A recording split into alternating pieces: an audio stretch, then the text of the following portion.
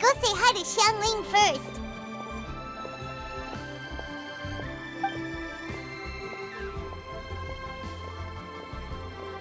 Huh? Xiangling?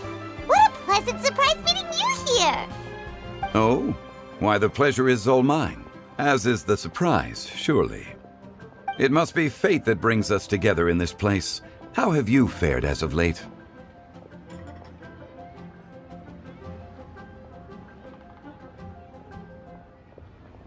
Setbacks are inevitable over the course of a long journey. If you wish to share what's troubling you, allow me to lend my ear. There is no need to shoulder all burdens by yourself.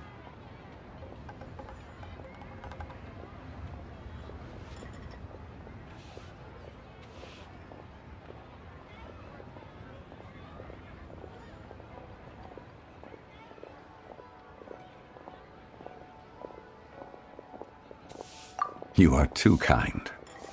So, Xiangli, are you here to listen to stories over tea again? I had originally planned to set out after this last round of tea. However, I had planned to take a walk to Qingse village and gather some nascent bamboo shoots, which are currently in season. A villager there once gave me a small sample, and they possessed a most excellent flavor. Huh? Nascent bamboo shoots? Why can't you just use normal bamboo shoots instead? Wait, Paimon knows! Because Zhongli prefers the finer things in life, right? Okay, Mr. Particular, let me guess. Ahem. The nascent bamboo shoot has a uniquely tender texture and a delicate sweet taste that its normal cousin cannot match. An astute observation, Paimon. You know me well indeed. Lantern Rite is almost upon us, but besides the bamboo shoots, there are a few other items I have not yet procured from Director Hu's list. May I ask if you have already made arrangements for the days ahead?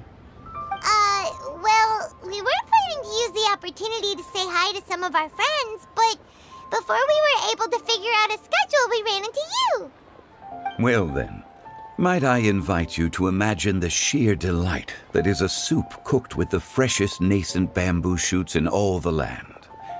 Generous cuts of pork belly and crisp, fragrant bamboo shoots placed together in the pot and left to simmer slowly for half a day.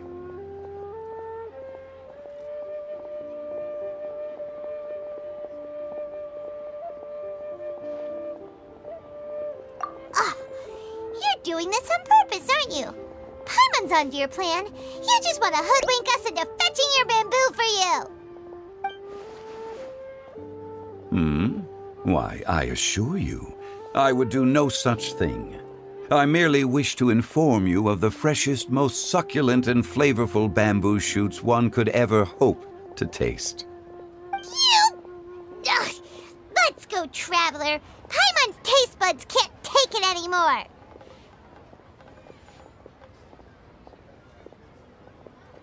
Collecting a few bamboo shoots shouldn't take too long. Paimon has got to get her hands on some of that soup. Such fine specimens are indeed well worth the excursion. Very well. I shall leave the bamboo shoots to you. Should you have the good fortune to find some, please share them with me as well. See? Paimon knew he was just bamboozling us. However, there is no need to rush. The streets of Liu will be bustling with visitors and filled with all manner of celebrations during the festive period. By all means, go wherever your interests lead you. The nascent bamboo shoots would be but a wonderful final touch to a most exceptional feast. What an honor it would be to savor them in the company of friends. We're heading out. Enjoy your walk, Youngly. Take care now, you two.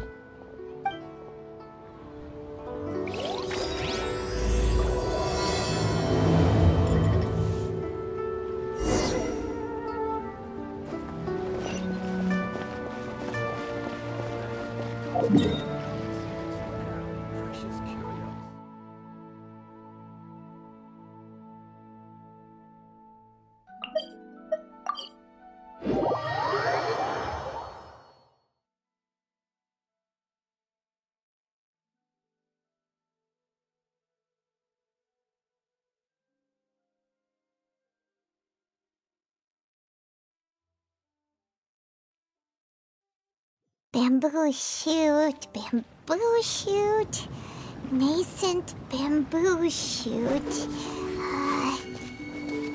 Oh, this one's only just sprouted, and it looks super fresh. Paimon thinks this is the one.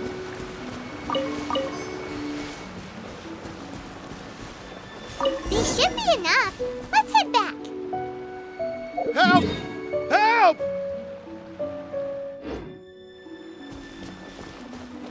Did you hear that?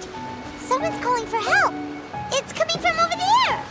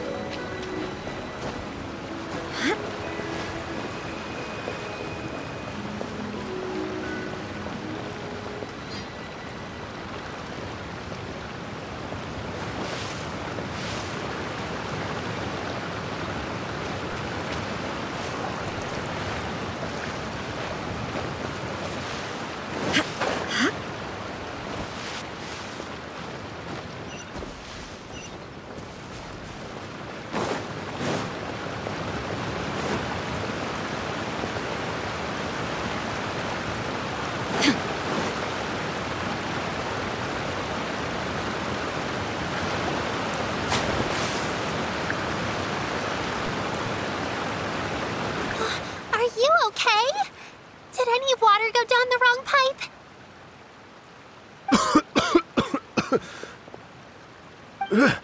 I think I'm okay now. Thank you so much. That was scary. Well, at least you're all right. All thanks to your savior here. Oh, a little girl? Greetings, everyone. My name is Yao Yao. It's a pleasure to make your acquaintance. Whoa, she's so well-mannered. My name's Paimon, and this is the Traveler.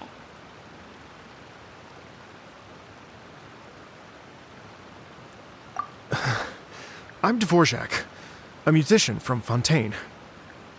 I came through Stone Gate intending to head towards Liyue Harbor, but then I became captivated by the beautiful scenery, and before long, I was completely lost. Just now, I was so mesmerized by the waterfall that I slipped and fell into the water. If it weren't for Miss Yao Yao's help, I shudder to think what might have happened. It's all right, Mr. Dvorak. The splashing around the bottom of the waterfall means the stone path is always wet and slippy. You definitely have to be careful. Next time you're exploring an unfamiliar environment, try to focus on what's right in front of you. Don't let your mind wander. As long as you watch your step, accidents like this won't happen anymore. Yes, ma'am. I understand. I'll remember to be more careful next time.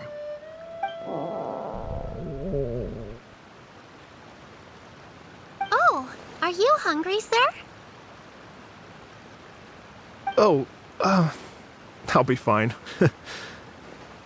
Please, sir, it's quite all right. I was born and raised here in Liyue.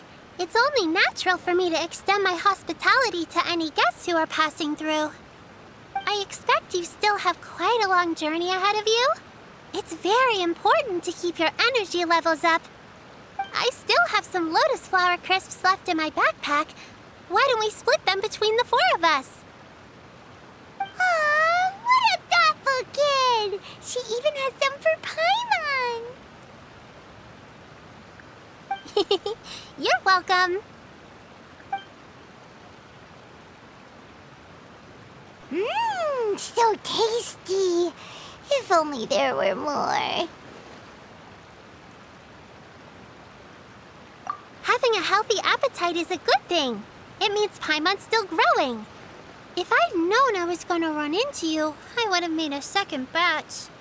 Hope you're taking notes, Traveler. This is how you treat your Paimon. What do you think, sir? Are Liyue snacks to your taste? I wonder if they're not sweet enough. No, they're perfect. When I was traveling through Mondstadt, I had a chance to try one of their moon pies. It had a meat filling, unlike these crisps. But apart from that, it seems like they follow a similar cooking process. Both are delicious in their own way. As for Fontaine's cooking, though, it's been a long time since I've had a taste of home. Sounds like you spend a lot of time on the road, huh? I do. It's part of my job. I'm one of the main organizers of the Iridescence Tour. Iridescence Tour?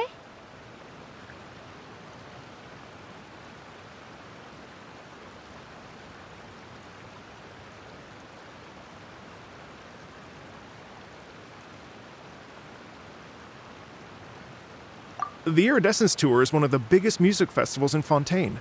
We're looking to expand, though. Our aim is to hold a festival in every nation.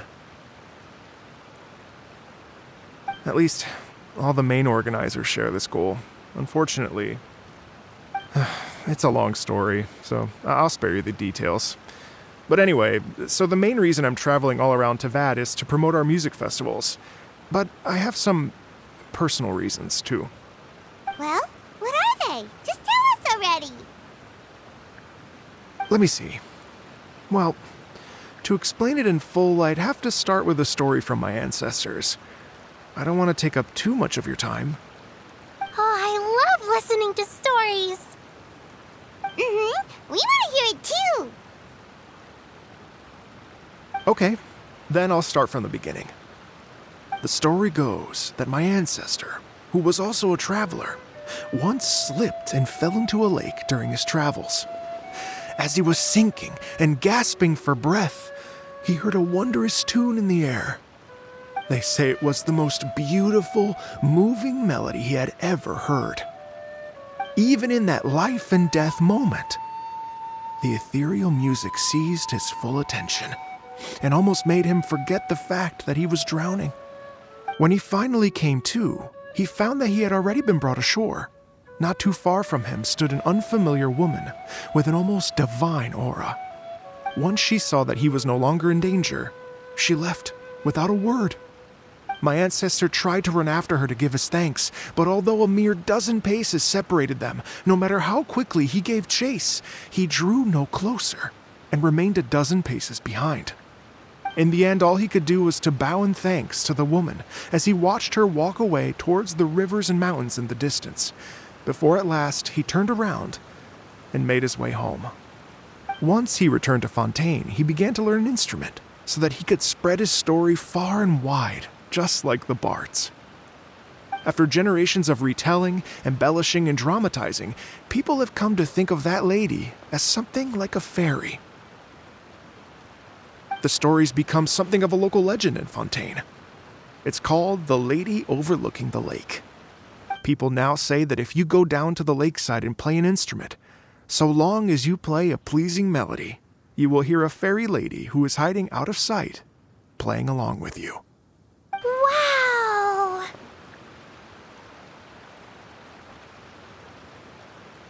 Well, yes.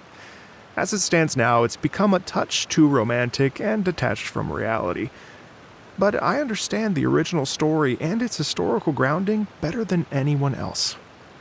I wanted to find out the truth of this tale. So I decided to retrace my ancestors' steps and search for that lady's modern-day descendants. Of course, there's no way of knowing where my ancestor fell into the lake all those years ago, so I always knew that the search would be akin to looking for a needle in a haystack. I've spent many years on the road now, and I'm nowhere near as fit as I was in my youth. The wish that I've spent half my life chasing after has now become something of an obsession. Well, I haven't lived half of my life yet, but still, I understand how you must feel. Paimon too! It's like... imagine if you saved the center of a lotus flower crisp, which is the best part, by the way, because you wanted to eat it another day, but then suddenly, sploosh! It falls into the water, never to be seen again! Paimon would definitely remember that for the rest of her life. There's no need to feel sorry for me. I've made some progress over the years. For example, I've concluded that the story must have taken place in Liyue. Oh, so you finally found a lead? Yes, in fact, that's an intriguing story in and of itself. I'd always known that Mondstadt is the city of song and freedom, but more recently, I heard that the Anemo Archon returned to Mondstadt for a festival in the fall, and learned that he himself is a patron deity of music. So I prayed for the Anemo Archon's guidance in the Mondstadt Cathedral, and as soon as I set foot back outside the front gate, I noticed a cluster of leaves being blown in the wind further and further west, towards Stone Gate. A friendly local told me that this meant the wind was guiding me in the direction of Liyue, so I followed their advice and made my way here. Right? You get it. I knew I'd find someone that agrees with me eventually. Are you sure? It sounds a bit too much like one of those fake legends told by those treasure hoarder guys to scam gullible grannies from Jingsa Village. Rex Lapis has returned to the world. Just give me some incense and a little more towards the travel fees, and I will pass your gift on to the Lord of Geo and ask him to keep you and your family safe and well. And so on and so on. Don't worry, Yao Yao. We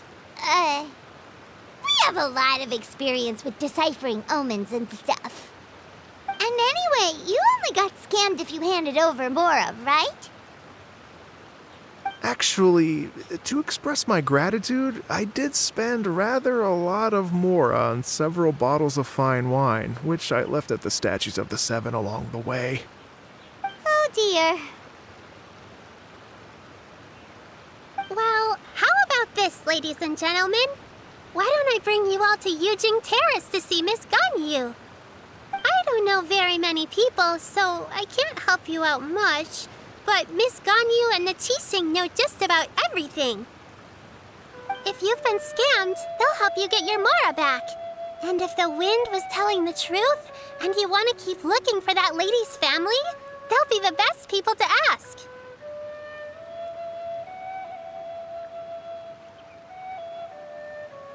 But you've already helped me so much. Well, I was gonna take some new medicinal herbs and plants I picked to Miss Ganyu anyway, so it's no trouble at all. You know what? It's been a minute since we saw Ganyu too. It should be nice to pay her a visit before Lantern, right?